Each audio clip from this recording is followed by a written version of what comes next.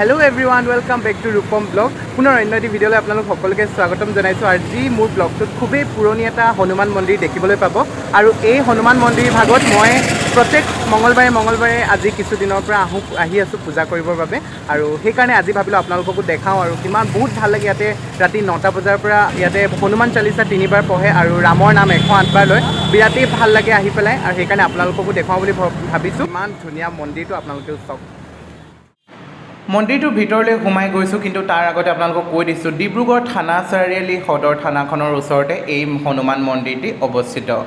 আৰু ইয়াতে লিখা আছে জয় শ্ৰী ৰাম শ্ৰী হনুমান মন্দিৰ মন্দিৰটো স্থাপিত কৰা হৈছিল 1902 চনত আৰু বনাই কমপ্লিট কৰা হৈছিল 2002 চনত থানা চাৰিআলি ডিব্ৰুগড় মন্দিৰটোত সোমাই সোঁফালে আপোনালোকে চাকি জ্বলাব পাৰিব আৰু বাওঁফালে টিউবেল এটা আছে আপোনালোকে মুখ হাত ধুই মন্দিৰলৈ আহিব পাৰিব বলক এতিয়া ময়ো সোমাই যাওঁ আৰু ভিতৰত সোমাই আহিয়ে ভগৱান হনুমানৰ ওচৰত মই টিলিঙাটো বজাই লৈছোঁ আৰু এতিয়া চাৰিওপাশে আপোনালোকক মন্দিৰটো দেখাম আৰু বিৰাটেই ধুনীয়া মন্দিৰ এইফালে হনুমান ভগৱানৰ ফটো লাগি আছে ইয়াতে এতিয়া যিহেতু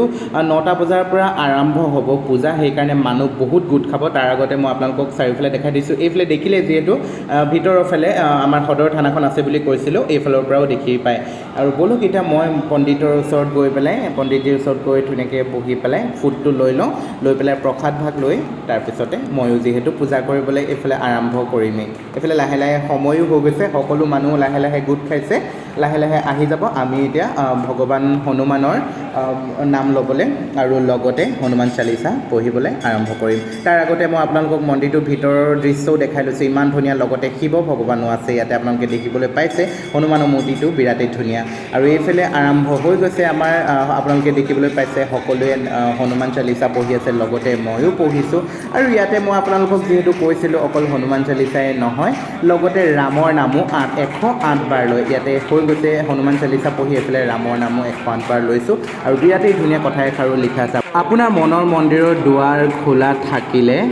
বহুতো জ্ঞান আৰু ধন প্ৰাপ্তি হ'ব জীৱনত সফলতা পাবলৈ হ'লে এই 3টা মন্ত্ৰ জপ কৰক সঁচাই আপোনালোকে এই 3টা মন্ত্ৰ জপ কৰিবচোন আপোনালোকৰ সঁচাকৈ মনৰ আশা পূৰণ কৰিব ভগৱান হনুমানে আৰু এতিয়া যিহেতু পূজা আমাৰ কৰি শেষ হৈছে আৰু একেবাৰে শেষৰ সময়ত মন্দিৰটোৰ চাৰিওপাকে মই 3বাৰ ঘূৰি পেলাই তাৰপিছতহে মই মোৰ নিজৰ আজি পূজা শেষ কৰিম এতিয়া মন্দিৰতো ঘূৰি হৈ গ'ল মোৰ 3বাৰ আৰু লগতে এতিয়া আজিলৈ মই বিদায় লৈছোঁ মন্দিৰৰ পৰা যিহেতু মন্দিৰত পূজা কৰি বহুত ভাল লাগিলে আৰু আপোনালোকে কোন কোন আহিছে এই মন্দিৰ ভাগলৈ মোক জনাবচোন কমেণ্ট কৰি আৰু যদিও কোনোবা নাই আহা তেনেহ'লে আহিব মন্দিৰ ভাগলৈ আহি আপোনালোকে বিৰাটেই ভাল পাব আজিলৈ ইমানেই আকৌ এটা নতুন ব্লগ লৈ আহি আছোঁ আজিলৈ বাই বাই সকলোৱে ভালে থাকক